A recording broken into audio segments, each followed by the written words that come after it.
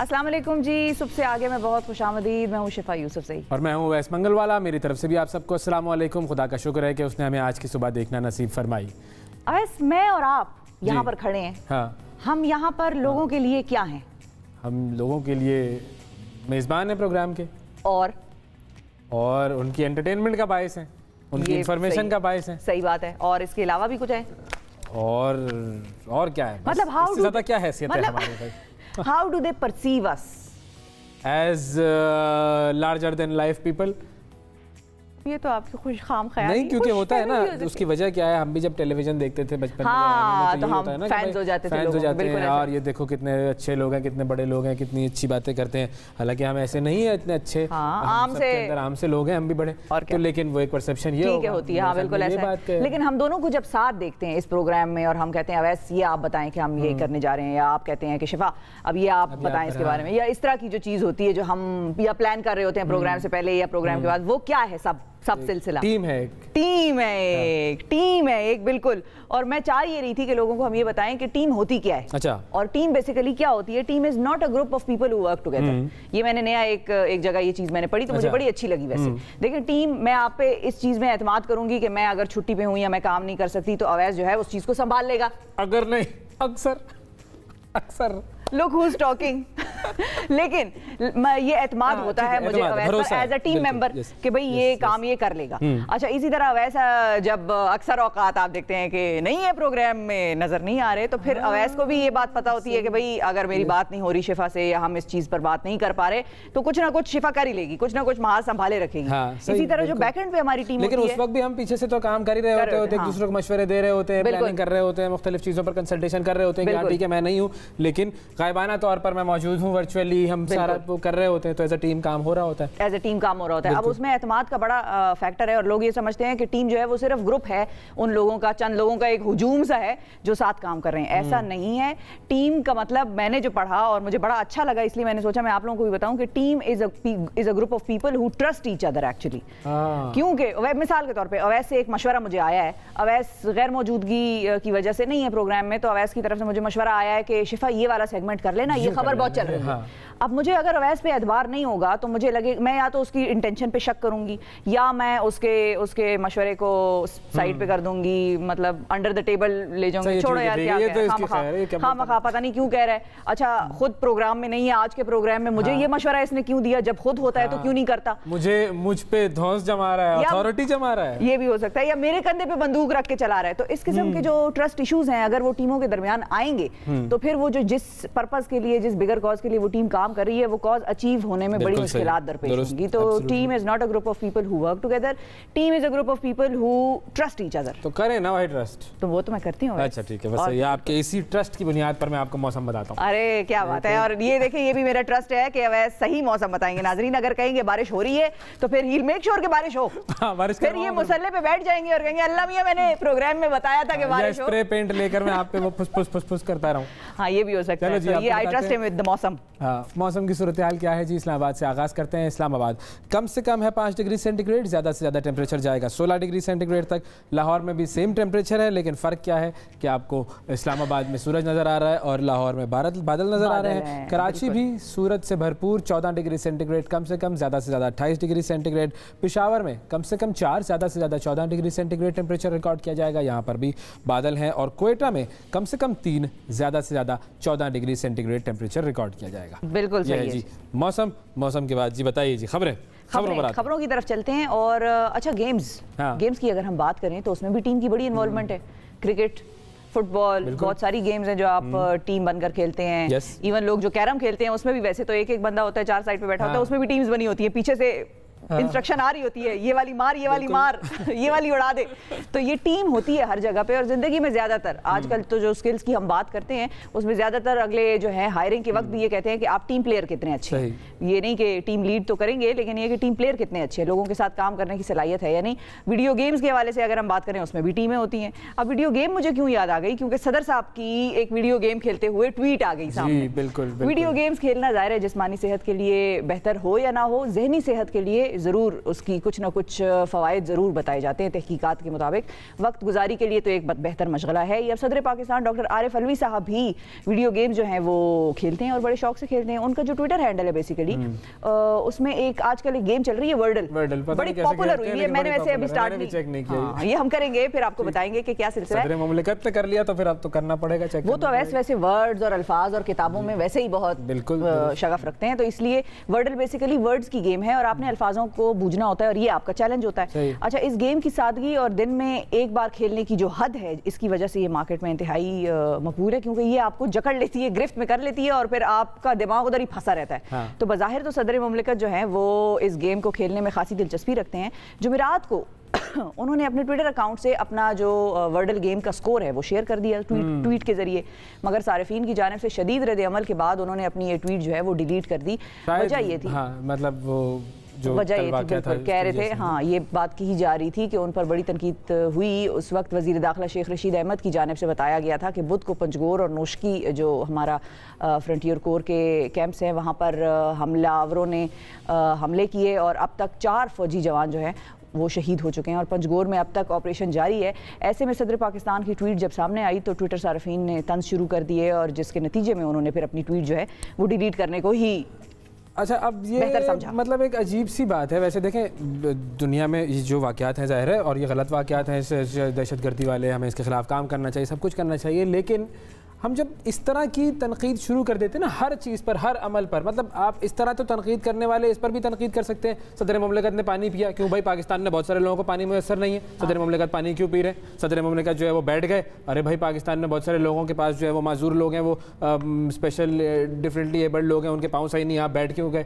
مطلب لوگ کبھی کبھی تنقید میں یہ بات بھول جاتے ہیں کہ ہر شخص ایک انسان ہوتا ہے, آؤٹ آف دا وے ہی چلے جاتے ہیں. مطلب بالکل کیونکہ آپ کو مخالفت کرنی ہے, بے جا مخالفت. اچھا, اس میں کچھ ہمارے سینئر صحافی حضرات بھی شامل ہیں اور صحافیوں سے مجھے خیال آیا ویس کہ یہ جو سارا حملہ ہوا, ظاہر ہے ہم بحیثیت قوم, بحیثیت اینکر یا جو بھی ایک پاکستانی کی حیثیت سے کوئی عہدہ اس میں نہیں ہوتا. ہمیں دکھ ہوتا ہے کہ بھئی ہمارے لوگ وہاں پر سرحدوں پر لڑ رہے ہیں اور لڑتے لڑتے شہید ہو رہے ہیں, اور اگر سرحدوں پر نہیں لڑ رہے, کسی چوکی پر بیٹھے ہیں حفاظت کے لیے عوام کی, اور ان پر آ کر کوئی حملہ کر دیتا ہے, ہمارے دل کو واقعی تکلیف ہوتی ہے. اب اسی حوالے سے ایک سینئر صحافی نے وزیر اعظم عمران خان صاحب کے چین کے دورے کو بھی تنقید کا نشانہ بنایا. انہوں نے کہا کہ چین کیوں چلے ادھر جو ان سے پوچھ کے جاتے ہیں. اصل معاملہ یہ تھا کہ میں چونکہ زیادہ عقل مند ترین آدمی ہوں, اس ملک کا عقل مند ترین آدمی ہوں, تو مجھ سے پوچھ کے فیصلے کیے جائیں, جو میں کہہ رہا ہوں وہ کریں. مطلب 2 چیزوں کو, ایک آپ انٹرنل ملک کے معاملے کو اور ایک کسی اور ملک کے ساتھ اپنے انٹرنل معاملات کو, جو کہ نیشنل سیکیورٹی کے حوالے سے ہے. جو بھی صحافی حضرات تنقید کر رہے ہیں نا, ان کے لیے صرف ایک گزارش ہے, آپ کی بڑی عزت ہے, عزت ہے, بالکل احترام ہے, اور کوشش کریں کہ وہ حرکتیں کریں کہ آپ کی عزت برقرار رہے. مطلب انہوں نے کہا کہ وہاں پہ وزیر اعظم ونٹر اولمپکس دیکھنے چلے گئے, ادھر لوگ مر رہے ہیں. مطلب ادھر جو صدر مملکت والے پر جو ٹویٹ پر تنقید آئی ایک بڑے صحافی کی طرف سے, اچھا مجھے لگتا ہے یہ ایک ہی صحافی ہیں جو دونوں طرف لگے ہوئے, چھوڑیں کیا نام لینا, رہنے دیں, چھوڑیں. ان کی بھی تنقید تھی کہ بھائی وہاں پر یہ واقعہ ہو گیا, آپ گیم کھیل رہے ہیں, آپ کو یہ کنڈیم کرنا چاہیے تھا. اچھا وہ کنڈیم کر دیتے تو پھر کیا ہوتا, وہ کہتے کہ بھائی آپ نے کنڈیم کیا, صرف آپ کو وزٹ کیوں نہیں کیا, وزٹ کرتے تو کہتے ہیں وزٹ کرنے کا کیا فائدہ, آپ کو جو ہے وہ روکنا چاہیے تھا. تو یہ تو میں نہ مانوں والے لوگ ہیں, بالکل, اور انسان کو انسان سمجھنا چاہیے. یہی کا حرکت اوباما کرتا ہے نا, یہی حرکت وہ جیسنڈا کرتی, ہم کہتے ہیں دیکھو کتنے ہیومنلی لوگ ہیں. اچھا اگر وزیر اعظم اپنا چین کا دورہ منسوخ کر دیتے, اس کے بعد کوئی ایسے امپیکٹ سامنے آ جاتے پاکستان کی ریاست کے لیے, یا کوئی اور دشواریاں پیش آ جاتی, تو کہتے آپ کا غلط فیصلہ تھا, آپ یہاں پر رک گئے, لوگ تو یہاں پر مرتے رہتے ہیں, آپ کو رکنے کی کیا ضرورت تھی, آپ چلے جاتے. تو یہ ہر طرف صحافیوں سے بچ کے رہیں بھائی, سمپل. اس کام کی بات تو آج کی یہ تھی, صحافیوں سے بچ کے رہنا, صحافیوں سے بچ کے رہنا, بالکل بچ کے رہنا. اچھا ایک اور خبر کی طرف آپ کو ہم لے کر جاتے ہیں, اور وہ ہے جی کرکٹ کے حوالے سے, چونکہ وہ کرکٹ کا آج کل سیزن چل رہا ہے, موسم چل رہا ہے, اور آپ کو پتا ہے بس میں پھر کرکٹ دیکھتے رہتا ہوں. تو کئی خبریں ایسی ہیں جو کہ مجموعہ ہو گیا ہے کرکٹ کا. ایک تو PSL چل رہا ہے, وہ تو ٹھیک ہے, ایک الگ چیز ہے, لیکن کل جو ایک میچ ہو رہا تھا, اہم میچ ہو رہا تھا, وہ میچ تھا پاکستان جو انڈر-19 ورلڈ کپ میں اپنا میچ کھیل رہا تھا سری لنکا کے خلاف. 5ویں پوزیشن پاکستان نے اس ورلڈ کپ میں حاصل کی ہے, اور قاسم اکرم جو کہ پاکستان کے کپتان ہیں انڈر-19 کے, انہوں نے کل کے میچ میں ایک ریکارڈ بنایا زبردست قسم کا, 5 وکٹیں بھی لی اور سینچری بھی بنائی.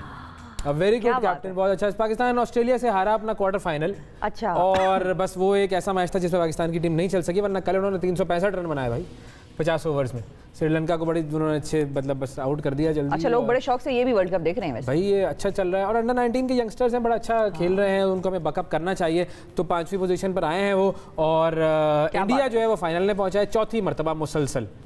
ان کی بھی بڑی اچھی ٹیم ہے. ہاں ہاں ہاں ٹیم اچھی ہے, ٹیم اچھی ہے, اسی لیے تو میں منہ بنا رہی ہوں, کچھ کہہ نہیں رہی. اچھی ٹیم ہے ان کے. تو شیخ رشید صاحب بھی کھیلتے ہیں بھائی وہاں پر, ہاں انڈیا میں. بالکل بالکل, شیخ رشید جو ہے وہ انڈیا کی ٹیم کے وائس کیپٹن ہے. بالکل, وہ شیخ رشید بھی کھیلتے ہیں, بڑا اچھا کھیلتا ہے وہ بھی لڑکا, بہت زبردست کھیلتا ہے. تو وہ ویسے ادھر اتنا ہی پاپولر ہے جتنا ہمارا یہاں پہ شیخ رشید. اب تو ہو جائے گا نا, فائنل جیت جائیں گے اگر. اور انڈیا نے سب سے زیادہ مرتبہ انڈر-19 کا فائنل جیتا ہے, تو اس وجہ سے جو ہے وہ اس مرتبہ بھی بڑی امید کی جا رہی ہے. انگلینڈ سے وہ کھیلے گا آج, تو پھر دیکھتے ہیں کہ کیا ہوتا ہے. لیکن ایک خبر تو یہ ہو گئی, ٹھیک ہے جی. دوسری خبر یہ آئی ہے کہ وہ جو حسنین ہے پاکستان کے بالر, جو کہ آسٹریلیا گئے بگ بیش میں, بڑی زبردست انہوں نے پرفارمنس دی, وہاں پر ان کا ایکشن رپورٹ ہو گیا, بالنگ ایکشن, اور اب پابندی لگ گئی ہے. پی سی بی نے اعلامیہ جاری کر دیا ہے کہ جی ان کا ایکشن جو ہے وہ صحیح نہیں ہے, ان کا وہاں پر ٹیسٹ ہوا, انہوں نے کہا جی بالنگ ایکشن. اور یہ ہوتا ہے پاکستانی بالرز کے ساتھ, بالنگ ایکشن بدل لیں اچھی. شفا آپ نے کرکٹ کھیلی ہے؟ نہیں, میں ویسے کہہ رہی ہوں, میں نے نہیں کھیلی. پورا ایک کنسلٹنٹ ہائر کرے گا پراپرلی, وہ بالنگ کو ٹرین کرے گا, پھر اس کے بعد تو ٹرین کرے گا فار دی بالنگ ایکشن. لیکن ابھی وہ پی ایس ایل بھی نہیں کھیل سکیں گے.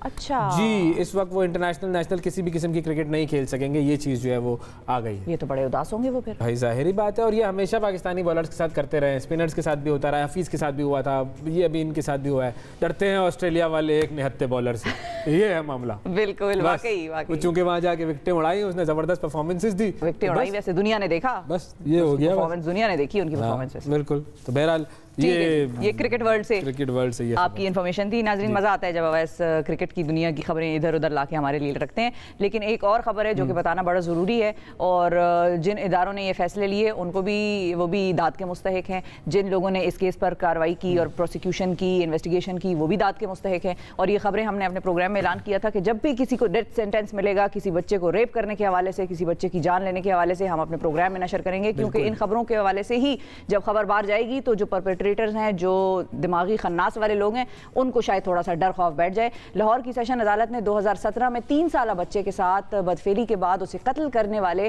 مجرم کو سزائے موت سنا دی ہے. ٹرائل ختم ہونے کے بعد عدالت نے مجرم کو مختلف دفعات کے تحت جرمانہ ادا کرنے کا حکم بھی دیا ہے.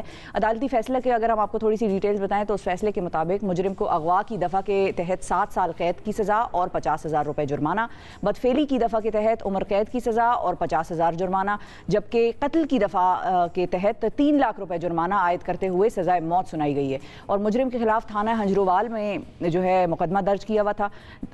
مطلب یہ جو درندہ صرف ندیم اسلم ہے, اس نے 2017 میں 3 سالہ بچے سے بدفعلی کے بعد کرنٹ لگا کے اس کو بڑی ہی بے دردی سے قتل کیا تھا. اور اس وقت یہی کہہ سکتے ہیں. اب اس کو سزا, مطلب وہ کسی کو برا لگے تو برا لگتا رہے, یہ جو سزا ہے نا اس کی ہونی یہ چاہیے. جیسے ہمارے پاس جو رول ہے نا, آنکھ کے بدلے آنکھ, ناک کے بدلے ناک, کان کے بدلے کان, جان کے بدلے جان, جس طرح اس نے کیا تھا نا اسی طرح کرو, اس کو پتہ چلے گا کہ کیا اس کے ساتھ بچے کے ساتھ گزری ہوگی. اور یہ اگر کوئی لوگوں کو برا لگ رہا ہے کہ یہ تو ہیومن رائٹس کی وائلیشن ہے, تو ٹھیک ہے, اس بچے کے ساتھ جو ہوا وہ بھی ہیومن رائٹس کی وائلیشن تھی, اور وائلیٹر کے ساتھ وائلیشن ہی کی جاتی ہے, اس کو پیار نہیں کیا جاتا. تو یہ جو چیز ہے نا یہ بڑی اہم ہے, اور اس طرح کی سزائیں ہوں گی جب تک اس وقت تک, مطلب اگر وہ سزائیں نہیں ہوئی, یہ ابھی اناؤنس ہوا ہے نا سیشن کورٹ میں, تو اب یہ آگے ظاہر ہے ہائی کورٹ, سپریم کورٹ, یہ سارے معاملات جا سکتے ہیں, سب کچھ ہو سکتا ہے. لیکن معاملہ صرف اور صرف یہ ہے کہ یہ سزائیں ہونی چاہیے. بالکل, سزا ہوگی تو پھر آپ دیکھیے گا کہ اس کے اندر فرق پڑے گا, اور جب بھی ایسی کوئی خبر آئے گی ہم آپ کو بتاتے رہیں گے. بالکل.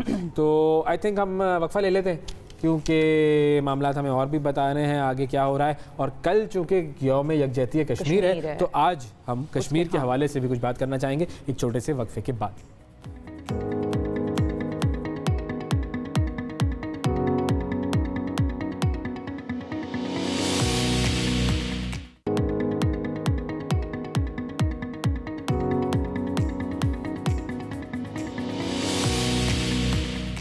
Welcome back to the programme. ناظرین, اویس کتاب میں محو ہیں, بالکل, اور یہ کتاب ہے ایسی کہ اس میں آپ محو ہو جائیں. پاکستانی قوم کا بچہ کشمیر کے ساتھ کھڑا ہے اور جانتا ہے کہ کشمیر ہماری شہرگ ہے.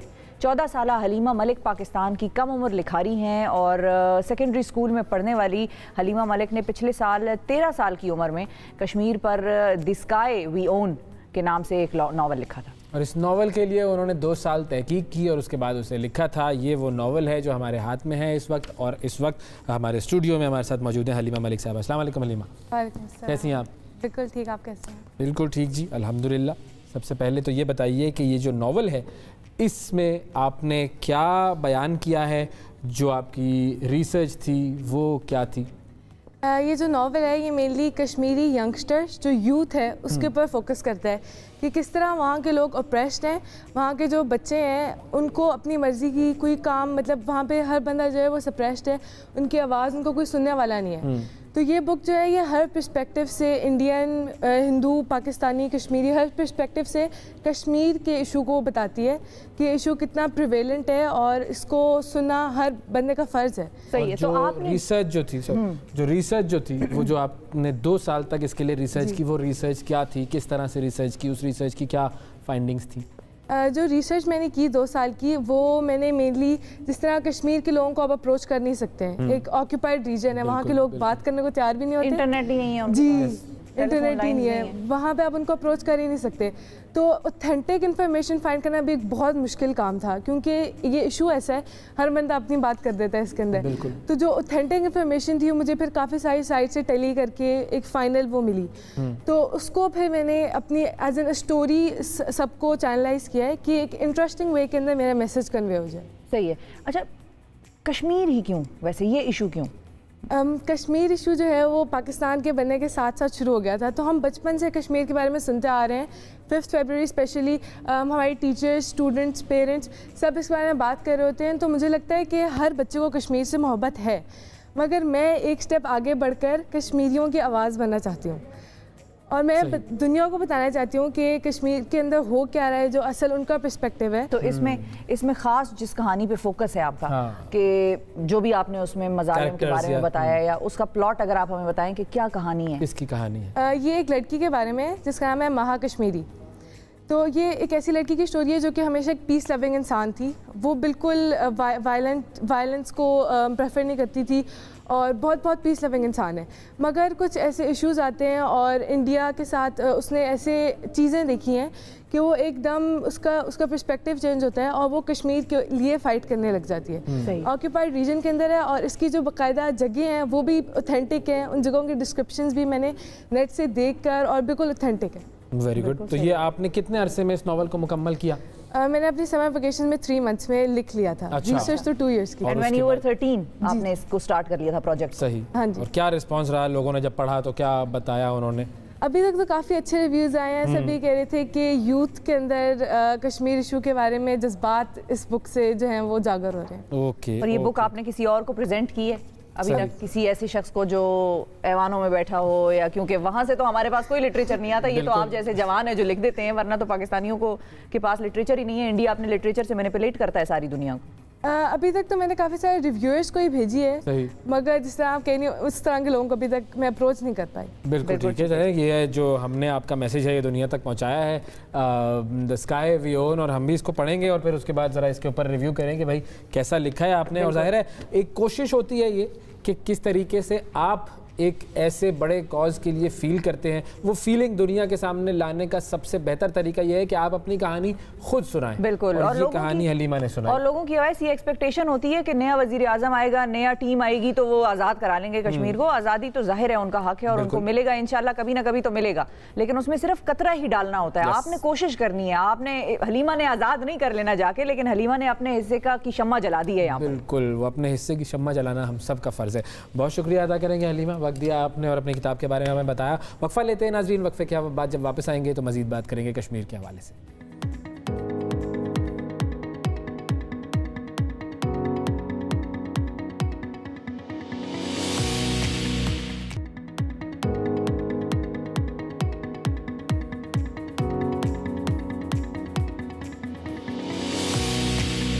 Welcome back to the programme. ناظرین, 5 فروری کو یوم یکجہتی کشمیر منایا جاتا ہے, اور اسی حوالے سے آج ہم نے بات کرنی ہے. کشمیر کمیٹی کے چیئرمین جناب شہریار افریدی صاحب ہمارے ساتھ موجود ہیں, اور ان سے جانیں گے کہ اس مرتبہ حکومت کے کیا پلانز ہیں, کس طرح سے اپنی آواز دنیا کے ایوانوں تک پہنچانی ہے آج اس دن کے حوالے سے. السلام علیکم شہریار صاحب. وعلیکم السلام ورحمۃ اللہ وبرکاتہ. بہت شکریہ سر, آپ نے وقت نکالا. سب سے پہلے تو اسی دن کے حوالے سے بات کر لیتے ہیں. کل یوم یکجہتی کشمیر منایا جائے گا پاکستان میں, اور ہر مرتبہ ہماری حکومت کی کوششیں ہوتی ہیں کہ دنیا میں جہاں تک پاسبل ہو وہاں تک اپنی آواز کشمیریوں کی آواز پہنچائیں. آپ لوگوں کے اس مرتبہ کے کیا پلانز ہیں سر؟ बिस्मिल्लाहिर्रहमानिर्रहीम। सबसे पहले आपका बहुत बहुत शुक्रिया। देखिए जी, महज़्ज़ब कौमें अपनी ज़ात से जुड़ी हुई हर चीज़ को ना सिर्फ प्रमोट करती हैं, उनको ओन करती हैं और फिर अपनी बुनियाद के हवाले से उसके लिए एक ऐसी पॉलिसी मुरतब करते हैं जिससे वो पूरी दुनिया को आगाह कर सकें कि मेरा मकसद क्या है और मेरा अल्टीमेट ऑब्जेक्टिव क्या है। अब कश्मीर की जब हम बात करते हैं तो सबसे पहले कायद आज़म मोहम्मद अली जिन्ना शहरक कहा गया कश्मीर को, इनकम्प्लीट एजेंडा ऑफ 1947, और फिर सबसे बढ़कर ये कि तमाम दुनिया के लिए अक़वाम मुत्तहिदा बनने से पहले जब लीग ऑफ नेशन बुरी तरह नाकाम हुआ, और उसकी बेहतरीन क्लासिक एग्ज़ाम्पल वर्सेल्स ट्रीटी है, और जो जर्मनी के साथ हुआ वर्ल्ड वॉर 1 वर्ल्ड वॉर 2 के बाद, और फिर यूरोप ने जो सहा, तो ये आम तासुर पूरी दुनिया में ये था कि यूनाइटेड नेशन जब वजूद में आए तो ये तमाम कौमों इंसानों की आवाज़ बनेगी। बदकिस्मती से 1948 से लेकर अब तक जो भी कुछ हुआ इंसानों के साथ और ख़ुसूसन इस खित्ते में कश्मीरियों के साथ, since 1834 they are at the receiving end, number 1। Number 2, partition के बाद नेहरू साहब अक़वाम मुत्तहिदा में लेके गए और permanent members of security council 18 resolutions हैं, और वो रेजोल्यूशंस जो राइट टू सेल्फ डिटर्मिनेशन, इस्तेसाब राय, और सबसे बढ़कर ये कि प्लेबिसाइट, कि ये लोग खुद अपना मुस्तकबिल डिसाइड करेंगे। तो फिर ये बात जब चलती रही और 1948 से लेकर अब तक जो इस कौम के जितने भी इक़्तिदार में पार्टीज़ रहीं या जो भी सिविल मिलिट्री जो भी जो इस मुल्क के हवाले से की डिसीजन मेकर्स रहे, उन्होंने कभी भी कॉम्प्रोमाइज़ नहीं किया। लेकिन but the turning point was 1991, और हाफिज़ सईद हाफिज़ जो हैं जमात इस्लामी के, उनको क्रेडिट जाता है कि उन्होंने ये एक आइडिया पिच किया और इस आइडिया को तमाम स्टेक होल्डर्स ने फॉलो किया, और हर साल 5 फरवरी को जिस यकजहती के साथ हाफिज़ हुसैन अहमद साहब जिस यकजहती के साथ मनाया जाता है, और सबसे बढ़कर ये कि ऑन टॉप 5 अगस्त 2019 जब 35A और 370 एब्रोगेट किया हिंदुस्तान ने, और जिस वो फाशिस्ट चेहरा हिंदुस्तान का पूरी दुनिया के सामने आया हुआ, तो फिर एक और चीज़ खुल के सामने आई कि 2021 में न्यूयॉर्क में भी अब कश्मीर सॉलिडारिटी मनाई जाती है, और hats off to whom, to Kashmiri and Pakistani diaspora, जो कि बहुत डायनामिक है। और फिर पाकिस्तान का फॉरेन ऑफिस, पाकिस्तान के तमाम diplomatic missions across the globe इस दिन को मनाते हैं। Parliamentarian, civil society, human right activist and above all दुनिया के तमाम की स्टेक होल्डर्स को इस हवाले से एजुकेट करते हैं। अच्छा शहरियार साहब, ये बताइएगा कि जब से आप कश्मीर कमेटी को लीड करके चल रहे हैं, वो जो इम्पैक्ट है जो हमने अक़वाम आलम में बेदार करना है कि हाँ वाकई ये एक इशू है, वो हमने प्रोटेस्ट भी देखे, हमने मुख्तलिफ जो है वो जुमे के दिन का वो था कि वो सारी कौम बाहर निकलेगी, वो सारा सिलसिला भी देखा, सारी दुनिया के न्यूज़ मीडिया ने उन चीज़ों को कवर किया, वो आवाज़ जो है वो उठना शुरू हुई दुनिया से। अब उसका मोमेंटम कहाँ तक पहुँचा है और अब कहाँ कश्मीर का कॉज खड़ा हुआ है अक़वाम आलम की नज़र में? देखिए, अक़वाम आलम की नज़र में इमेजिन करें पोम्पियो के under more than 35 senators, number 1 out of 600 and something European union के हाउस में मोर देन 500 पार्लियामेंटेरियंस, फिर दुनिया के जितने पार्लियामेंट्स हैं उसमें कश्मीर के बारे में, और फिर on top of that Kashmir में ह्यूमन राइट्स वायलेशन, जो वॉर क्राइम्स हो रहे हैं, ये जो ह्यूमन राइट्स को बुलडोज किया जा रहा है, और फिर ह्यूमैनिटेरियन क्राइसिस जो है इस वक्त वहाँ पे है, और फिर सबसे बढ़कर डेमोग्राफिक जो टेररिज्म है, कल्चरल टेररिज्म है, इंफॉर्मेशन टेररिज्म है। जिस तरह EU डिसइंफो लैब ने हिंदुस्तान को एक्सपोज किया कि 115 ममालिक में 15 साल से ये जो फेक न्यूज़ चला रहे थे और दुनिया को ये एक मुख्तलिफ ऐसी एक पिक्चर डिपिक्ट कर रहे थे जो कि जिसकी बेस ही झूठ थी। तो हिंदुस्तान अक़वाम आलम में एक्सपोज हुआ। जब हम न्यूयॉर्क टाइम्स की बात करते हैं, वाशिंगटन पोस्ट की बात करते हैं, उसके अलावा मीडिया में जितने आर्टिकल्स, एडिटोरियल्स, फिर UN permanent members of security council 5 members, कोई तो वीटो करता, 1 दफा नहीं, 2 दफा नहीं, 3 दफा उस पे कश्मीर पे बात करना। फिर यूएन राइट्स कमेटी जो है उसमें 2018, 19, 19, 20 ये वो तमाम अचीवमेंट्स हैं। और अब दुनिया के सामने हिंदुस्तान का वो चेहरा जो कि मसख शुदा है, जो कि आज इंसानियत की तजलील का सबब बन रहा है। इमेजिन करें, ये आज पाकिस्तानी की यूथ, अभी भी मैं पंजाब यूनिवर्सिटी में बैठा हूँ, पाकिस्तानी यूथ को ये बताना है और दुनिया की यूथ को रीच आउट करके, क्योंकि जब हमने ओवरसीज कन्वेंशन किया तो आप दोनों उसमें मौजूद थे, जब वो पाकिस्तानी डायस्पोरा, कश्मीरी डायस्पोरा के बच्चे पाकिस्तान आए थे, उन सब के लिए मैसेज ये है कि आज की दुनिया में ह्यूमन राइट्स की बात हो रही है, 17 पॉइंट सस्टेनेबल डेवलपमेंट गोल्स की बात हो रही है, और तो छोड़े एनवायरनमेंट की बात हो रही है। लेकिन इस दुनिया में एक शख्स है जिसका नाम मोदी है, वो एक इनिशिएटिव लेके आता है कि घर वापसी प्रोग्राम, कि कम बैक होम।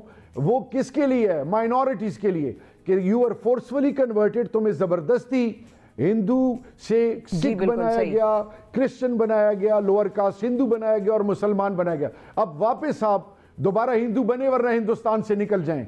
तो ये मुहज्जब दुनिया जो आज औरों को जो सो कॉल्ड चैंपियंस बने हुए हैं ह्यूमन राइट्स पे बड़ी बड़ी बातें और दलीलें और इंटरफेथ हार्मनी पे, ये जो हिंदुस्तान कर रहा है इस पे ये खामोशी। तो हमने UNGA7 जो 76 हुआ उसमें तमाम स्टेक होल्डर्स के साथ मिला, और फिर आपको और उन नाकिदीन को और वो तमाम लोग जो अपने आप को किसी भी हवाले से पाकिस्तान या पाकिस्तान की मफादात के हवाले से कुछ भी ताल्लुक रखने वाले हैं, उनके लिए मैसेज ये है कि उनके थिंक टैंक्स आज ये क्यों कहते हैं कि Kashmir is not an issue of United states of America. The issue of today for United states of America is to somehow protect the policies of India in a manner so somehow they can not only protect the interest of Modi but to protect India from disintegration। आज हिंदुस्तान की policies खुद हिंदुस्तान को हर level पर रेजा करने के लिए काफी है। ये जो हम ये अभी देख रहे हैं कि डोमिसाइल लॉ, फिर ये जो ड्रैकोनियन लॉज वो लेके आए हैं। फिर आप मुझे ये बताएं, आसाम में उनको बता रहे हैं कि आप अपने आप को रजिस्टर करें, आपकी नेशनलिटी उस पर सवालात हैं। फिर UAPA लॉ, किसी ने ट्वीट की, किसी ने मीडिया में कहीं पे कोई आवाज उठाई, उनको जेलों में डाला जाता है। और तिहाड़ जेल में जो प्रिजनर ऑफ कॉन्शियंस हैं, पॉलिटिकल प्रिजनर्स हैं, जो कि फिलैंथ्रोपिस्ट हैं, जर्नलिस्ट हैं, फिर कॉन्सेंट्रेशन कैंप्स, फिर जो उन्होंने रेप को ऐसे टूल बनाया।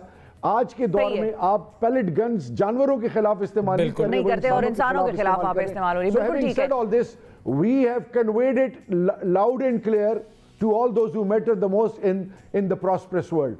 ठीक है आफरीदी साहब, फाइनली आपसे ये पूछना चाहेंगे कि बहुत से लोग कश्मीर इशू को मजाक के तौर पर डील करते हैं और मजाक ही बना लेते हैं उसका। जिस तरह वजीर आज़म इमरान खान ने कहा हम आधे घंटे के लिए जो है एहतजाज करेंगे, हम सड़कों पर होंगे, उसका उन्होंने कहा हाँ भाई जब वो हो गया तो उसके बाद लोगों ने ट्वीटें शुरू कर दी कि हाँ भाई आज़ाद हो गया कश्मीर आधे घंटे में। तो ये इस किस्म की जो चीज़ें या इस किस्म की जो ट्वीट जो हमारे अपने अब अंदर बैठे हुए हैं, बिल्कुल हमारे अंदर बैठ के जो लोग इस किस्म की बातें करते हैं, हाँ भाई यूनाइटेड नेशन में इतनी तगड़ी तकरीर कर ली तो करा लिया कश्मीर आज़ाद, इस किस्म के जो सवालात हैं, इससे आप लोगों को क्या गुजरती है आप लोगों पे? हमें तो बड़ी तकलीफ होती है लेकिन समझ नहीं आता उनके साथ करें क्या। जिनका यकीन रब से होता है वो उनकी मोटिवेशन और बढ़ती है। दे से the more you suppress the more there resistance power increases. हमारी कमिटमेंट रब के साथ है। ये धरती माँ, ये अल्लाह और अल्लाह के रसूल के बाद ये ईमान का हिस्सा है। और कश्मीर हमारे लिए ला इलाहा इल्लल्लाह की हैसियत और अहमियत रखता है। तो जिन्होंने हंसना है वो हंसते रहें, जिन्होंने मजाक उड़ाना है वो मजाक उड़ाते रहें। प्राइम मिनिस्टर का भी हम लोग मजाक उड़ाते थे कि इनके हाथ में लकीर नहीं है, इनके पास वो शेरवानी नहीं है, वो बटन नहीं है, और लोग माजी में भी बहुत कुछ कहते रहे। और पॉलिटिकल पंडित्स क्या कहते रहे अफगानिस्तान के बारे में, पॉलिटिकल पंडित्स क्या कहते रहे कि अब तो कश्मीर खत्म हो गया, फिर बुरहान वानी पैदा हुआ। देखिए हर दौर में अल्लाह रब्बुल इज़्ज़त का ये सिलसिला है। और मैं तारीख को कोट करूंगा, हलाकू ने जब बगदाद फतह किया था अब्बासीज को शिकस्त देके, तो उसने कहा था कि आज मैंने इंसानियत की तारीख मिटा दी है इस धरती से। बगदाद आज भी जिंदा और ताबिंदा है, लेकिन हलाकू खान नहीं रहा। मजाक उड़ाने वाले उड़ाते रहें, मेरे रब्बे जुल जलाल के फजल से Kashmir is going to become a reality. Number 1, इंशाअल्लाह बिइज़्निल्लाह Pakistan is becoming a country which will become an example for the coming generations इंशाअल्लाह। ये हमारा ईमान और यकीन है इंशाल्लाह। बहुत शुक्रिया अदा करेंगे शहरयार आफरीदी साहब, चेयरमैन कश्मीर कमेटी, हमारे साथ मौजूद थे और यौम यकजहती कश्मीर के हवाले से बात हो रही थी। नाज़रीन, वक्फा लेते हैं, वक्फे के बाद दोबारा हाजिर होते हैं। Stay with us.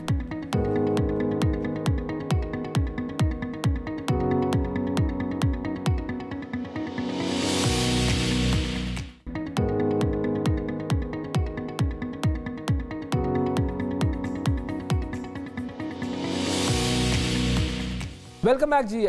कश्मीर के हवाले से बात हो रही है और वो लोग जो कि पाकिस्तान में नहीं रहते, पाकिस्तानी तो हैं मगर जिन्हें हम बैरून मुल्क मुकीम पाकिस्तानी कहते हैं, वो भी कश्मीर से उतने ही जुड़े हुए हैं, उतने ही कश्मीर कौस से करीब हैं जितना पाकिस्तान में रहने वाले लोग हैं। ऑस्ट्रेलिया में मुकीम पाकिस्तानी गुलकार तारिक नवीद ने मकबूजा कश्मीर के अवाम से इज़हार यकजहती के लिए एक नगमा तैयार किया है, जिसे कल वज़ीर आज़म इमरान खान ने भी अपने ट्विटर अकाउंट से शेयर किया है। और इस नगमे का एक छोटा सा हिस्सा सुनते हैं और उसके बाद तारिक नवीद साहब हमारे साथ मौजूद हैं, तो उनसे बात करते हैं। जी सुनवाइएगा ये नगमा। मरने से पहले जीना है, कैद में है जिंदगी, मरने से पहले जीना है, कैद में है जिंदगी, मरने से पहले जीना है, कैद में है जिंदगी, मरने से पहले जीना है, कैद में है जिंदगी, मरने से पहले जीना है। तारिक नवीद साहब, अस्सलाम वालेकुम। वालेकुम अस्सलाम। सब कैसे हैं आप? ठीक ठाक हैं? अल्हम्दुलिल्लाह, अल्हम्दुलिल्लाह ठीक ठाक है। सबसे पहले तो ये बताएं, इतने टचिंग वर्ड्स, ये लिखाई किसकी है?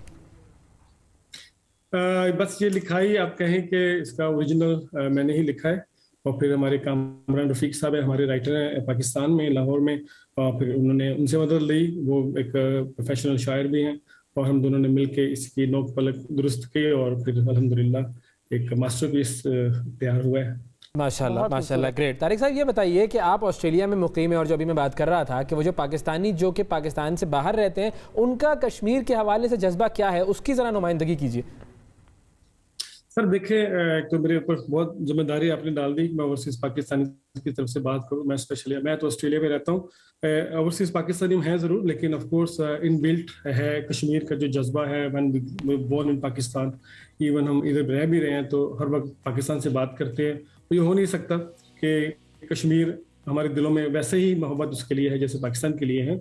और हमें ये भी पूरा एहसास है, कम से कम मैं अपनी बिहाफ पर तो कह सकता हूँ कि जब हम लोग किसी से यहाँ इंटरेक्ट कर रहे होते हैं, दूसरी नेशनलिटीज़, यहाँ मोर देन 200,000 नेशनलिटीज़, यहाँ पर 200 नेशनलिटीज़ यहाँ पर रहते हैं, when we are dealing with them, हमें पूरा एहसास होता है कि हम रिप्रेजेंट कर रहे हैं पाकिस्तान को, और कश्मीर इस हमारी शहरग है। और अगर कभी किसी महाज पर, किसी भी प्लेटफॉर्म पर अगर कश्मीर की बात होती है तो अल्हम्दुलिल्लाह वी डिफेंड कम्प्लीटली, और बड़े धड़ल्ले के साथ हम लोग कश्मीर की बात करते हैं, और किसी की जरूरत नहीं होती कि हमारे आगे कोई ऐसी वैसी बात, गलत बात बोले। बिल्कुल ज़बरदस्त, यही काम है आपका। आप सफ़ीर ज़्यादा हैं पाकिस्तान के और ओवरसीज़ पाकिस्तानी कम हैं, तो मैं तो इसको इस तरह से लेती हूँ। ये बताएं तारिक साहब कि आप लोगों के ज़ाहिर है जितने ओवरसीज़ पाकिस्तानी हैं, फर्स्ट जनरेशन और सेकंड जनरेशन को छोड़ के, जो तीसरी जनरेशन या चौथी जनरेशन जो आ रही है, जो वहीं पर पैदा हुई, वहीं पर पली बड़ी, उनको आप लोग किस तरह सिखाते हैं कश्मीर के हवाले से, क्या बताते हैं? क्या उनका इंटरेस्ट भी उतना ही है जितना आपका है? जिस तरह आपके बच्चे मिसाल के तौर पर, वो क्या कश्मीर के बारे में उतना जानते हैं जितना एक बच्चे के जहन के हवाले से जानना चाहिए? बहुत अच्छा सवाल किया आपने। इसको मैं इस तरह से लेके जाऊंगा जैसे म्यूज़िक जो है is a very powerful tool. आप देखिए सूफिया कराम ने भी म्यूज़िक के ज़रिए ही इस्लाम फैलाया सब कॉन्टिनेंट में। तो अब मैं चूँकि म्यूजिशियन हूँ, मुझ पर भी एक जिम्मेदारी आती है, अगर if I have a talent, if I have something to present to the world, तो music is, I am using music as a tool to spread my message. तो message as a Pakistani Kashmir is our to tongue, और बिल्कुल हमारा एक शहरग है।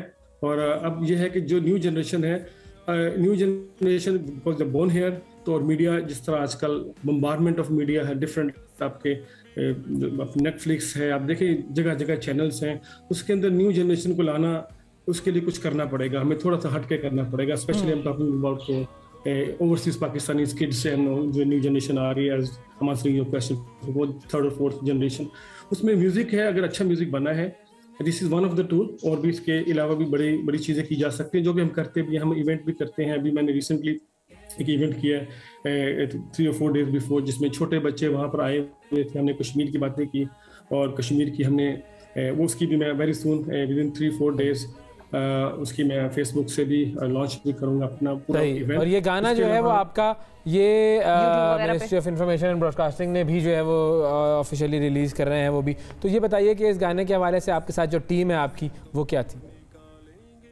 Sorry, आपकी बात थोड़ी, टीम आपकी जो गाने के हवाले से जो टीम थी। हाँ जी, टीम बिल्कुल। इसके अंदर सबसे पहले मैं शुक्रिया अदा करना चाहूँगा, सबसे बड़ी टीम तो मेरी इस वक्त पाकिस्तान के वज़ीर-ए-आज़म हैं, जिन्होंने इसको शेयर किया है, और उनकी शेयर करने से जो रिस्पेक्ट मुझे मिली है, ये मैं इसको बयान नहीं कर सकता। अगर हमारे मुल्क के हुक्मरान एक आम आदमी को, खासतौर पर ओवरसीज आम आदमी को इस तरह सपोर्ट करेंगे, और अगर कोई अच्छी चीज़ बनी है, कोई अच्छा मास्टरपीस बना है, उसको अगर वो शेयर करेंगे तो बहुत बड़ी सपोर्ट है हम लोगों के लिए।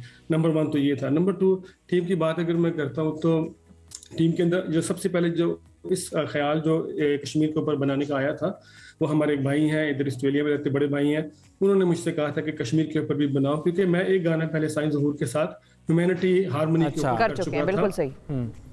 वो ह्यूमैनिटी बेस्ड था, उसमें love regardless of race, regardless of colour, वो था, वो भी बड़ा अच्छा गाना गया था। लेकिन इसने बिल्कुल एक अलग धूम मचा दी है। और सबसे अहम बात भी यही है ना कि हमें जब भी किसी भी खित्ते के बारे में सोचना चाहिए तो दुनिया को यही मैसेज देना है कि किसी भी मज़हब का मसला नहीं है, किसी भी स्पेसिफिक रिलीजन का मसला नहीं है। कश्मीर का मसला जो है वो इंसानियत का मसला है, और इंसानी हवालों से ही उसको जांचा जाना चाहिए और उसे हल किया जाना चाहिए। बहुत शुक्रिया अदा करेंगे, तारिक नवीद साहब हमारे साथ मौजूद थे और अपने इस गीत के बारे में बता रहे थे। वक्फा लेते हैं नाज़रीन, वक्फे के बाद दोबारा हाजिर होते हैं।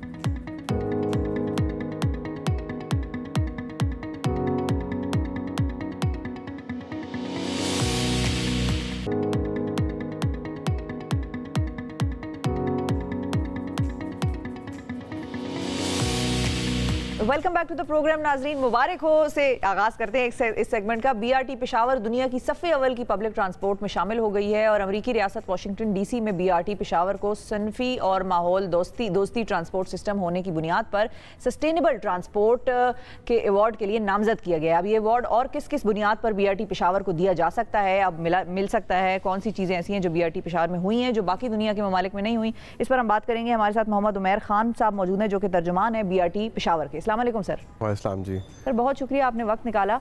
सबसे पहले तो ये बताइए कि ये जो अवार्ड के लिए नामजदगी हुई है, इसमें कौन कौन सी चीज़ें ऐसी थी जो BRT पेशावर टिक कर रही थी, वो जो खाने होते हैं? हाँ जी बिल्कुल, बिस्मिल्लाहिर्रहमानिर्रहीम जी, बहुत शुक्रिया आपका। मैं सबसे पहले बताऊं कि BRT पेशावर पाकिस्तान की पहली 3rd जनरेशन बस रैपिड ट्रांजिट मंसूबा है, और इसमें ये माहौल दोस्त मंसूबा बनाया गया। इसमें जो हमारी बसेज़ हैं वो हाइब्रिड हैं। फिर हमने पाकिस्तान में पहली बाजू बाइसिकल शेयरिंग सिस्टम मुतारिफ़ कराई, जो कि इससे पहले पाकिस्तान में मुतारिफ़ नहीं कराई गई। फिर फर्स्ट टाइम पाकिस्तान में पब्लिक ट्रांसपोर्ट मोबाइल एप्लीकेशन मुतारिफ़ कराई गई।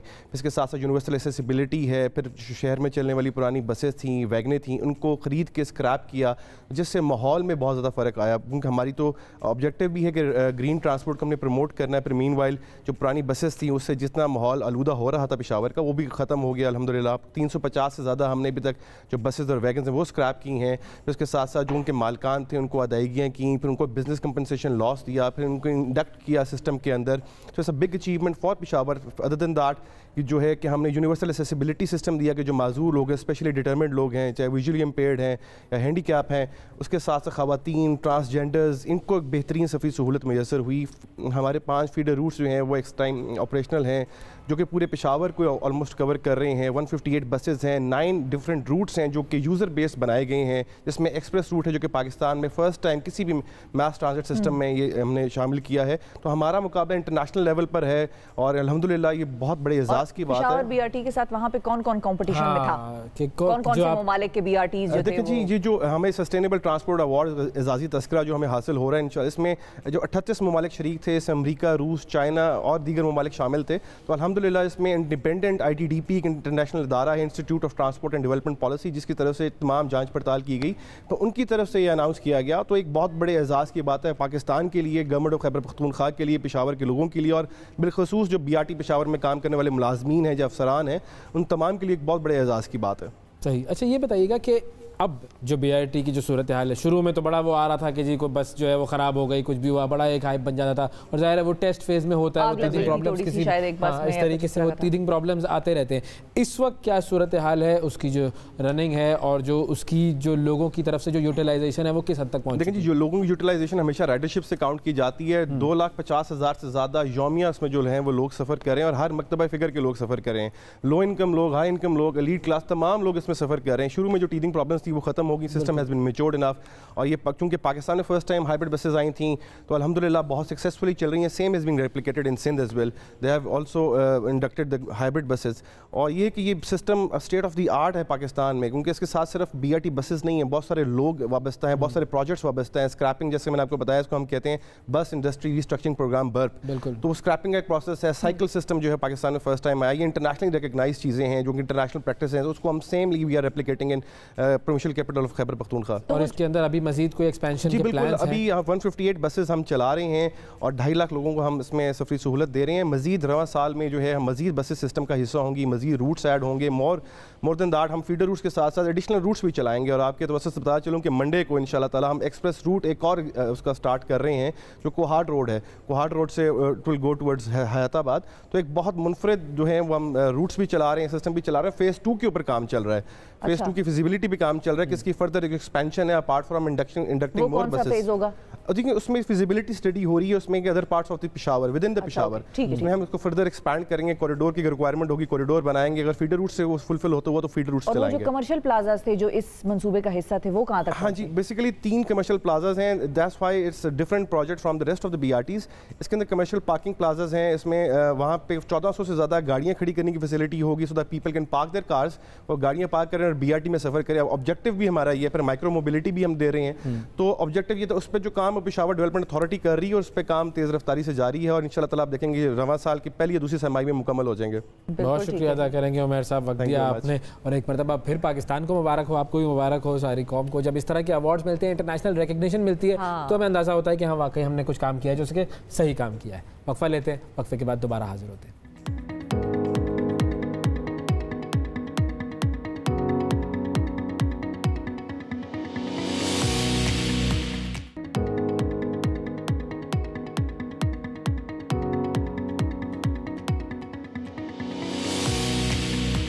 Welcome back to the programme. ناظرین, آج 4 فروری ہے, اور 4 فروری 1948 میں سری لنکا بھی آزاد ہوا تھا ہمارے پاکستان کے آزاد ہونے کے کچھ ہی ماہ کے بعد. سری لنکا اور پاکستان کے ٹائز بہت اسٹرانگ ہیں, بڑے پرانے ہیں, اور اسی حوالے سے میری ملاقات ہوئی تھی سری لنکن ہائی کمشنر کے ساتھ. آج ان کے یہاں پر تقریب ہے, ظاہر ہے جشن آزادی منا رہے ہیں وہ.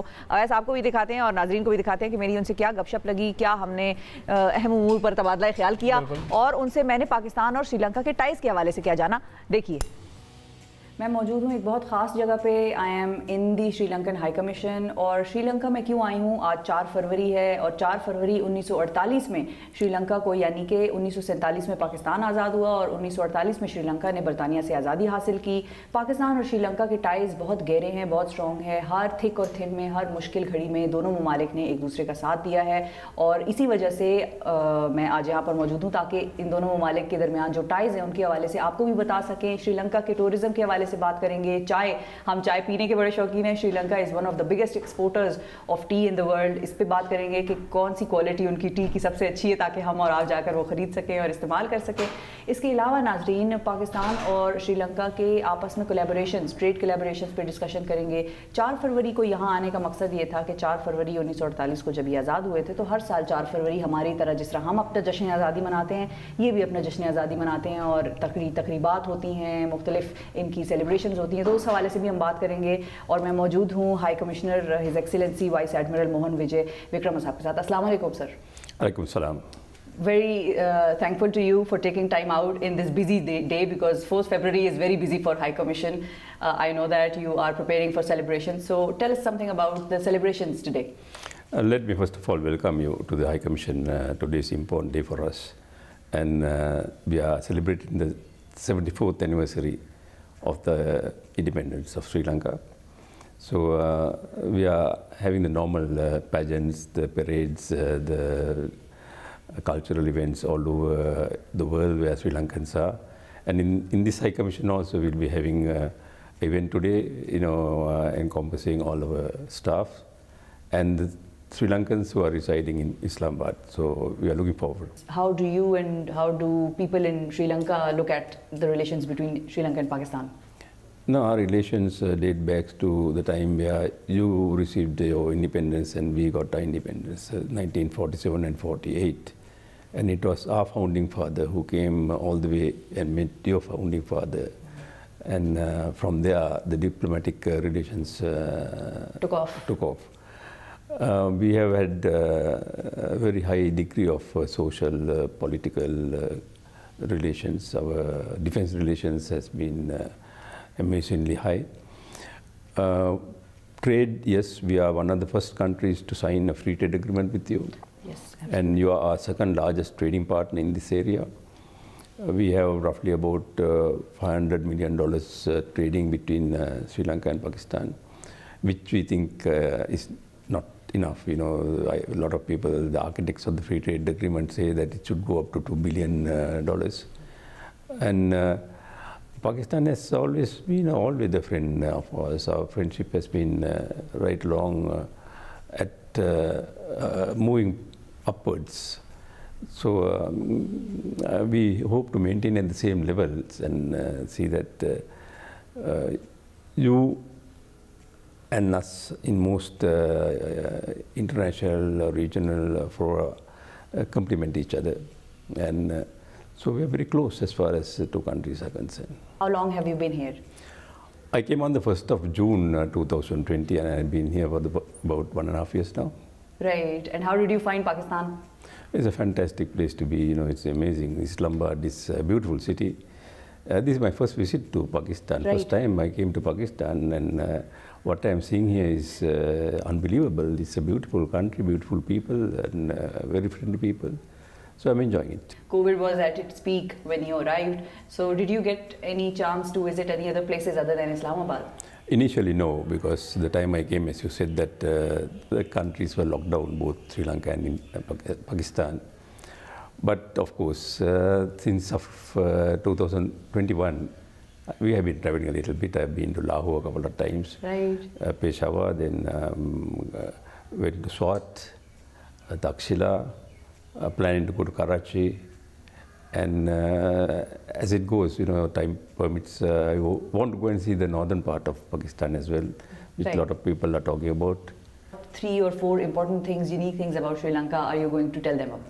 Yeah, if you say that one thing is the beaches. Beaches. Right, we have one of the most unpolluted, virgin beaches, yellow beaches and hot beach, warm water. And we have the dolphins, we have the shark, not the sharks, the whales. The whale watching is one of the areas where a lot of people come and do. We have whales right around the coast. We have the mountains, the tea gardens, then we have the national parks where we have all the elephants and the leopards and the tigers. Then we have, history of 2000 years where we have, like what you have, the stupas and various things in your country, which we have in our main ancient kingdoms where the tourists can come and see.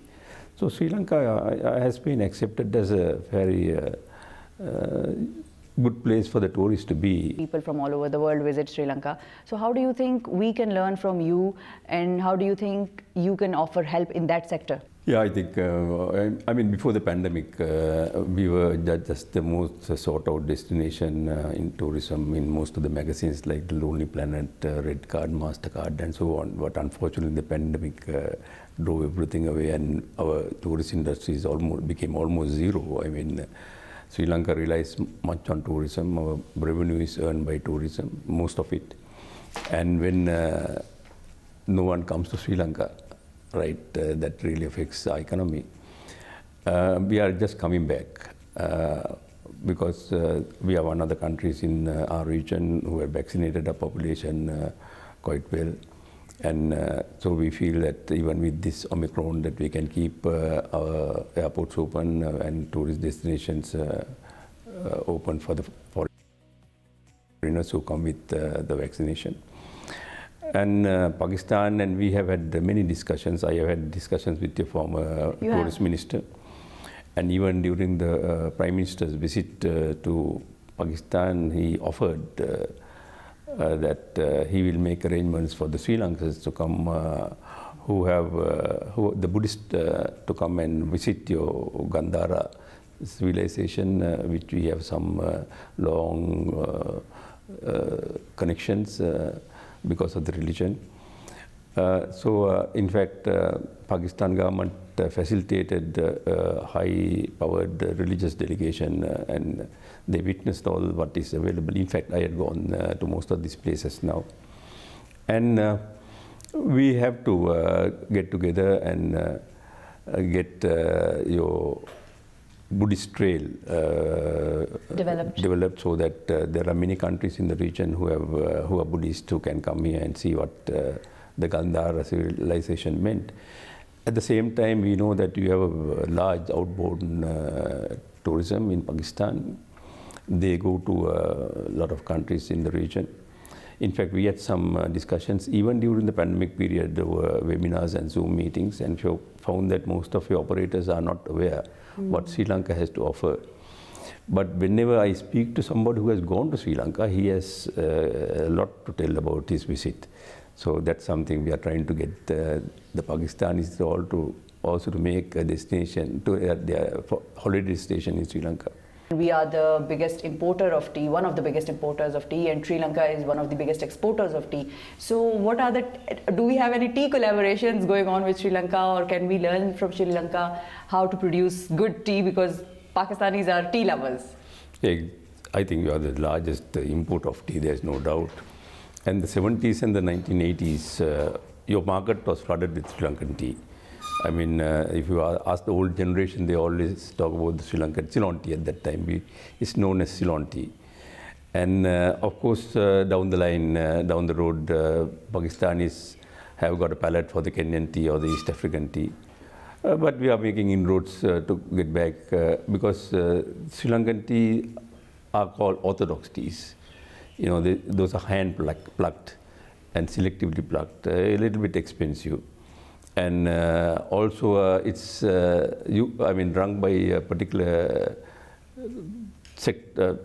type of people, because you have to have time to properly boil it, blend it, and have it. You know, you don't cook it here like what most of the Pakistanis do. But we don't have much of a tea market in Pakistan at the moment.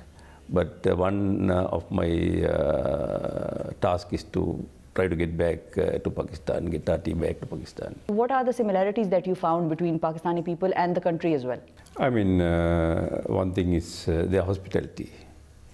The other thing is, I think, even the terrain. You know, Sri Lanka, although it's a small island, I mean, we are a mountainous island. We have all weather. I mean, we have the low-lying areas, the dry areas, the wet areas, rainy areas. Waters. Yes. So, I mean, we see part of Sri Lanka all over Pakistan. Of course, we don't have the snow, right, and the winter. But other than that, there are a lot of similarities. You also have cricketers in the politics, you know, World Cup winning captain Ranatunga. We also have the Prime Minister who is the World Cup winning captain, and he is the Prime Minister. So this is one similarity that I spotted between two countries. Yeah, it's a unique occurrence, I think. Both World Cup winning captains ended up doing politics. And successful politicians. Successful politicians, I must say that.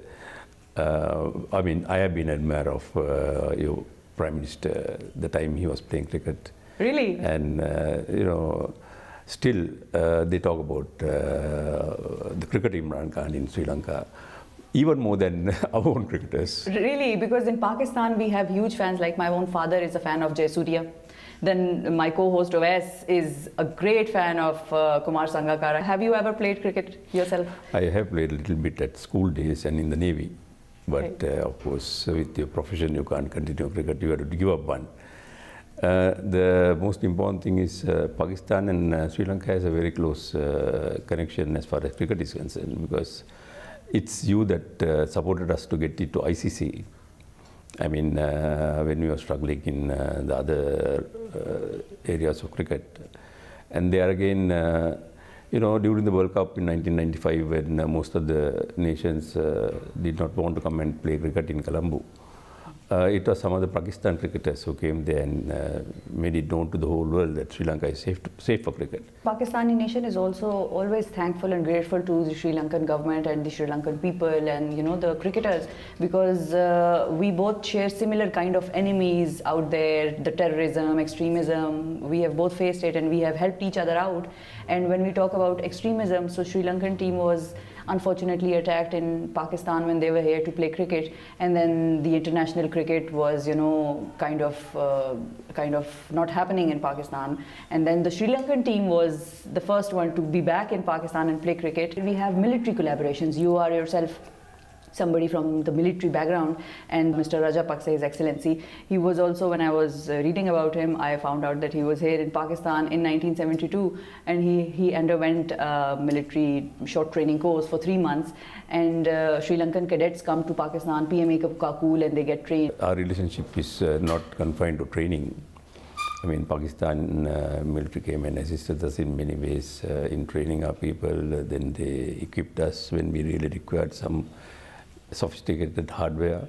And the high-ranking visits, when you talk about them, so Prime Minister Imran Khan also visited Sri Lanka, and he was supposed to, address the Sri Lankan Parliament, but then due to COVID, it was cancelled later on, but he did visit Sri Lanka. But the news in the world was that the enemies or the common enemies of both the countries influenced Sri Lanka, and thus the Prime Minister's address was cancelled. But later on, Sri Lanka came out with their version, and they said that it was due to COVID, nothing else. Are there any high-level visits of head of the states to each other's countries in the near future? No, that was very clearly communicated between the two countries, that the visit was in a bubble, because he arrived at a time where we were struggling with COVID, and in fact he didn't go much out from Colombo other than on a bubble. We had the bubble visit, and our parliament was closed at that time due to COVID, so it was COVID that really prevented him from addressing. I'm sure that your Prime Minister will be welcome whenever he wants there, because it's a friendly country. And our Prime Minister is also scheduled to visit during the course of this year. A very, very unfortunate incident that took place in Sialkot recently with the Sri Lankan citizen who was here to work as a guest. He was our guest, and the entire Pakistani nation was very upset with what happened to him. The messages were sent out very clearly from the highest levels, the Chief of the Army Staff, Qamar Javed Bajwa Sahab, Prime Minister Imran Khan Sahab, the President of Pakistan, Dr. Arif Alvi, everyone, the media of Pakistan, everyone was very clear that the people who did that to him, have to be punished. So that message, that swift action against those people, how was it seen in Sri Lanka and by the public in Sri Lanka there? No, when no sooner this incident took place, I think the first thing Pakistan did was your Prime Minister to call the President of Sri Lanka, who was not in Sri Lanka at that time, he was in another country, and gave assurance that the justice will be prevailed. And we saw that happening, and from there onwards, whether they were religious scholars from east, west, north, south of Pakistan, the business communities, the politicians, whether in the parliament or senate, irrespective of the divide, called on me, came here, they passed their condolences on the incident, and they wanted to say that this is not Pakistan. I also made certain comments saying that, this is not Pakistan, and this one incident is not going to have any effect in our relations. And that's true. And now that incident is forgotten. The Pakistan has gone beyond its limits and provided compensation to the family. Yes. And we know that the culprits who were responsible for that horrific crime are at the moment facing criminal charges in your courts. So I'm sure that end of the day, that people, the criminals, will be punished. This particular crime was not carried out against Sri Lanka. Yeah. That person happened to be a Sri Lankan. We find that it's a vendetta in the place they were working, and they took advantage of this situation and roused other people to kill him and torture him. But it was never targeting a country specific. Any message that you would want to give to the Pakistani people and to the world about Pakistan? I would say that to the world about Pakistan, that the people are very nice people, they are very hospitable, they are friendly, and Pakistan is a beautiful country to come and visit. And to the Pakistani people, we are proud that you are playing a very important role in the region. And we hope that peace prevail to Pakistan, and Pakistan further develop as the aspirations of your leaders to become a very important leading country. Thank you very much, His Excellency, for taking time out on this August occasion of the independence of your day, and we would congratulate you once again. In Urdu we say बहुत मुबारक हो, जश्न आज़ादी मुबारक. So जश्न आज़ादी मुबारक to you and to the entire Sri Lankan nation. Thank you very much for your time. Thank you so much for having me with you on this very important segment of your program. Thank you.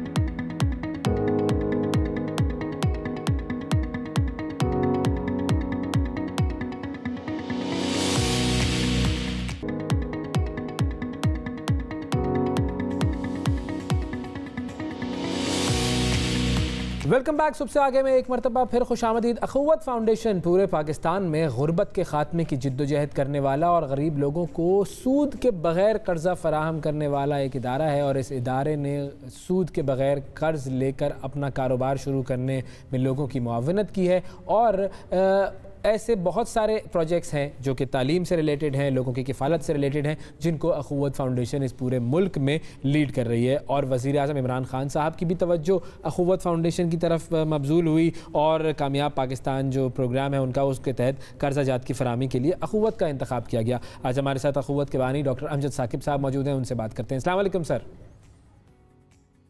वालेकुम अस्सलाम जनाब। Doctor साहब बहुत शुक्रिया programme में वक्त देने के लिए। इस साल आपको जो एशिया का सबसे बड़ा एजाज़ जो कि रेमन मैगसाय अवार्ड है उससे नवाजा गया, इस अवार्ड के बारे में भी ज़रा बताइए कि ये अवार्ड किस हवाले से दिया गया है और उसके पीछे जो कोशिशें हैं उनसे हमारे नाजरीन को थोड़ा रोशनास कराइए। जी बहुत शुक्रिया।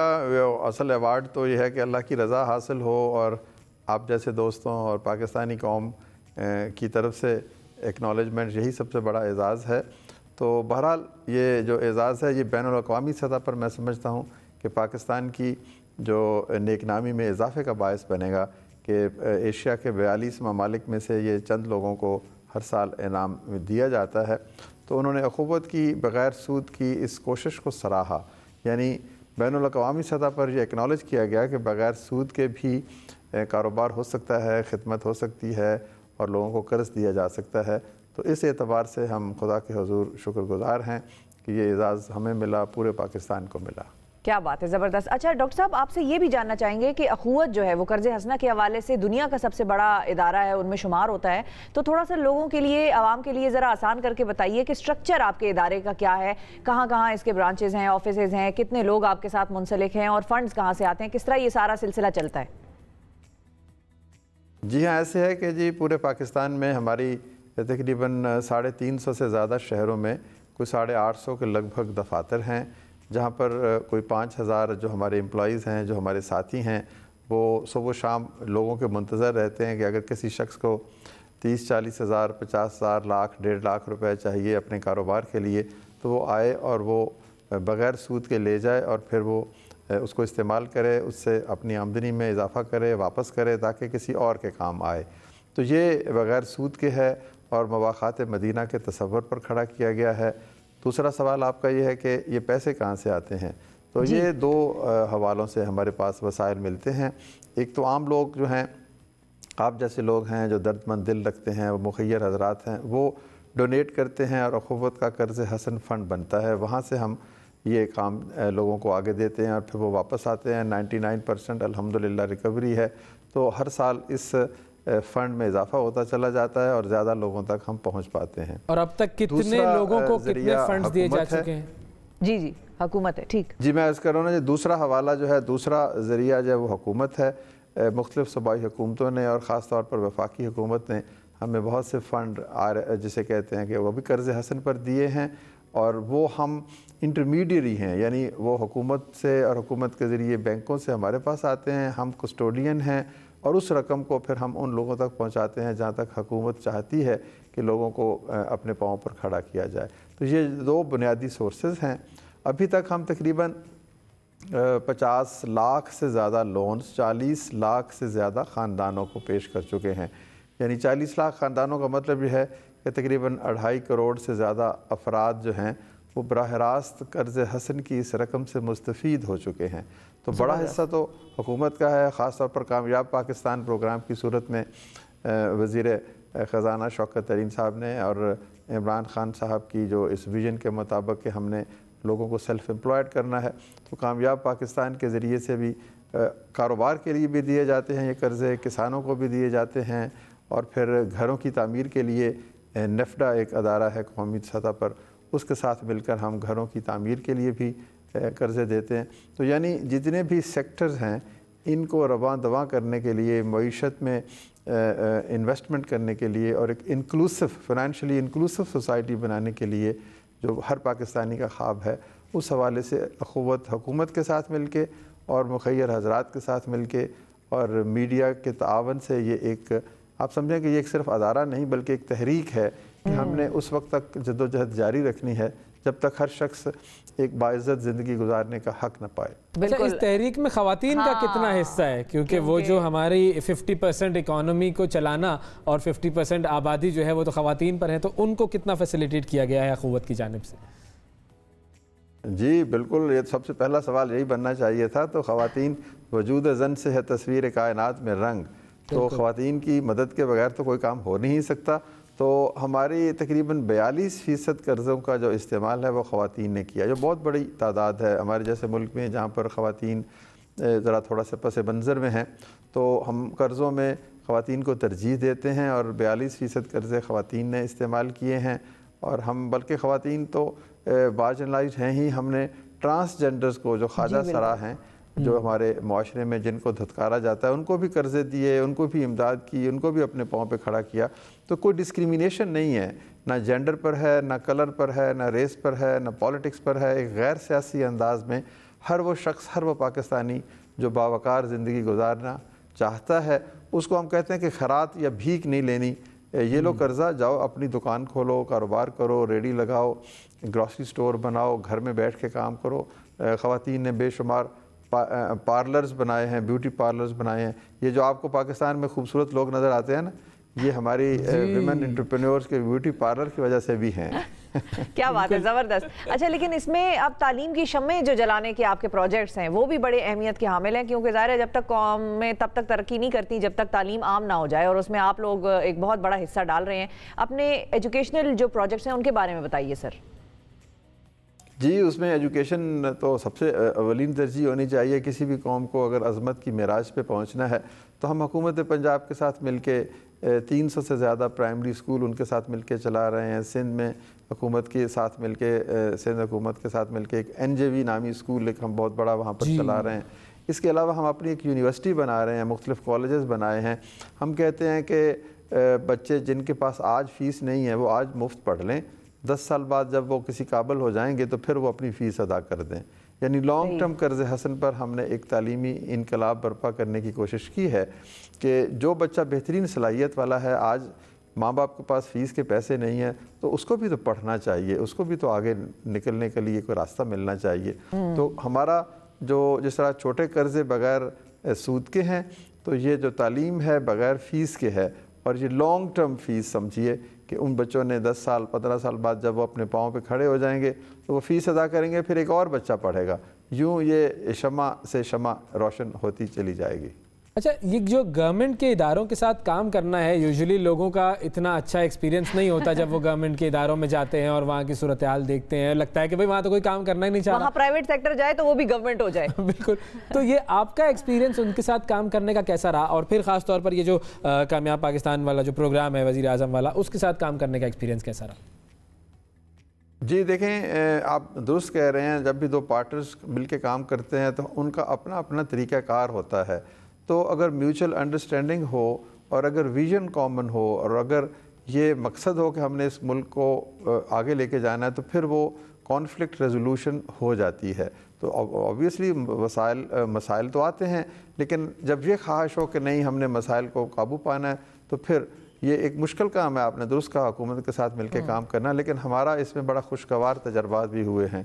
ख़ास तौर पर कामयाब पाकिस्तान की सूरत में वजारत ख़जाना के तमाम अफसरों ने, मैं तो उनको तारीफ़ करूँगा, सेक्रेटरी जो हमारे हैं फाइनेंस के और उनके जो एडिशनल सेक्रेटरी हैं सब लोग ये, और obviously led by mister Shaukat तरीन, तो इन्होंने दिन रात एक कर दिया प्राइम मिनिस्टर का इस प्रोग्राम को कामयाब पाकिस्तान को कामयाब बनाने के लिए। फिर इसमें मुख्तलिफ बैंक्स भी हैं, और मैं बैंकों में बैंक ऑफ पंजाब और हबीब बैंक का खसूसी तौर पर नाम लूँगा। ज़फ़र मसूद साहब हमारे सदर हैं बैंक ऑफ पंजाब के, औरंगज़ेब साहब हैं हबीब बैंक के। फिर नेफ्डा, देखिए ना ये कितना मल्टी डायमेंशनल प्रोग्राम है और इसमें कितने स्टेक होल्डर्स हैं। तो जनरल हैदर हैं नेफ्डा के सरबरा। तो ये सब लोग एक बुनियादी नुक्ते पर मुत्तफिक हैं कि हर उस शख्स को सर पर छत होनी चाहिए जो छत से महरूम है, हर शख्स को कारोबार का मौका मिलना चाहिए। ये सियासत नहीं है, ये दरअसल प्योरली एक खिदमत का काम है और एक जज्बा है कि हमने इस मुल्क को आगे लेके जाना है। और उसमें आप जैसे लोग जब इसकी बात करते हैं तो और ज़्यादा ये खुशबू फैलती है। सर बस हम आपके मरहून मिन्नत हैं कि हम आपकी वजह से ये बात कर पाते हैं। आपने एक अहम किरदार अदा किया इस सारी मूवमेंट में, जिसको आपने मूवमेंट का नाम दिया, तो आज से हम भी इसको मूवमेंट का ही नाम देंगे, अखुवत मूवमेंट। अच्छा सर ये बताएं फाइनली कि ट्रिकल डाउन इफेक्ट और बॉटम अप अप्रोच जो है ये किस तरह से रिलेटेड है आप लोगों के प्रोजेक्ट से? ये नया एक कॉन्सेप्ट आप लोगों ने खिदमत में मुतारिफ कराया है। देखें, ट्रिकल डाउन का मतलब ये होता है कि आप ऊपर की सतह पर, यानी बहुत बड़े बड़े जो सरमायाकार हैं उनको पैसे देते हैं, वो बड़ी बड़ी इंडस्ट्रीज लगाते हैं, sugar mill, textile mill, shipping, मुख्तलिफ कारोबार करते हैं, और फिर वो वेल्थ जनरेट होती है, फिर वो आहिस्ता आहिस्ता नीचे जाती है, निचली सतह पर पहुँचती है।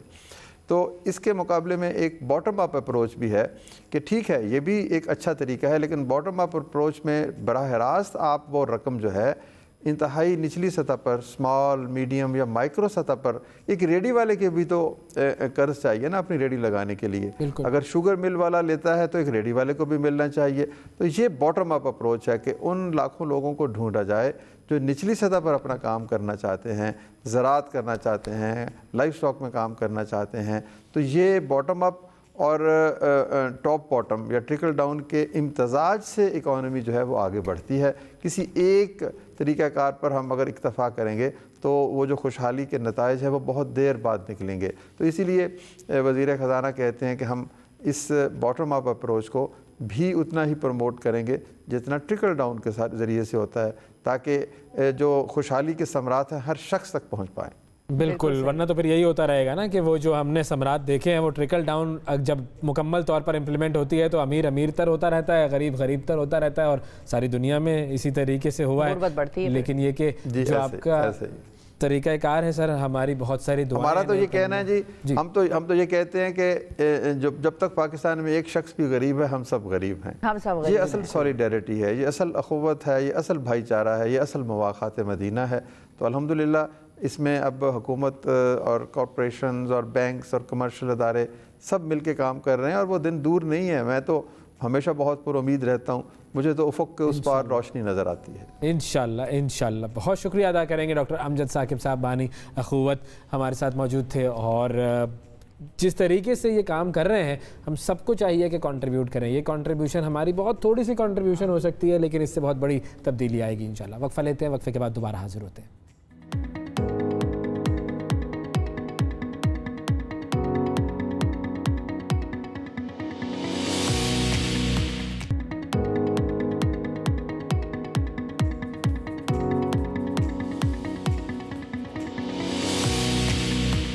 वेलकम बैक जी। सबसे आगे मैं एक मरतबा फिर खुशामदीद। देखें, जब दो लोग टीम में काम कर रहे होते हैं तो अक्सर ये भी हो जाता है, सिंकिंग माइंड की ज़रूरी है। वैसे सिंकिंग माइंड जो है वो बहुत ज़रूरी है, लेकिन वो सिंकिंग वाला माइंड जो है वो SINK वाला सिंकिंग माइंड नहीं हो जाए, वो SYNC वाला सिंकिंग माइंड होना चाहिए। हमने जो अपने प्रोग्राम का आगाज़ किया था वो किया था टीम के हवाले से। तो टीम्स जो हैं वो जिस जिस जगह पर जहाँ पर आप मौजूद हैं, जिस भी टीम को लेकर चल रहे हैं, जिस भी टीम को लीड कर रहे हैं, जिस भी टीम का हिस्सा है, चाहे आप अपने घर में कोई टीम बनाकर अपनी बेगम के साथ जो है वो मुख्तलिफ मामला तय कर रहे हैं अपने घर के, या चाहे आप अपने ऑफिस में किसी टीम का हिस्सा है, या आप वज़ीर आज़म हैं और अपनी एक टीम चला रहे हैं और उसके बारे में आप कहते हैं कि अक्सर गड़बड़ भी हो जाती है, और क्या? तो उस टीम को सही चलाने के लिए सबसे इम्पॉर्टेंट चीज़ ये है कि आप अपना किरदार उस टीम में मुकम्मल तौर पर नेक नीयती के साथ अदा करते रहें। जब आप अपना किरदार मुकम्मल तौर पर अदा करेंगे तो फिर उस टीम में बेहतरी हमेशा आएगी। यही आज की आखिरी बात कह लेते हैं। बिल्कुल जी, आज के प्रोग्राम से इतना ही। आज के प्रोग्राम से इजाज़त लेंगे। अपना बहुत ख्याल रखिए, हमें और पाकिस्तान को दुआओं में याद रखिए। अल्लाह हाफ़िज़।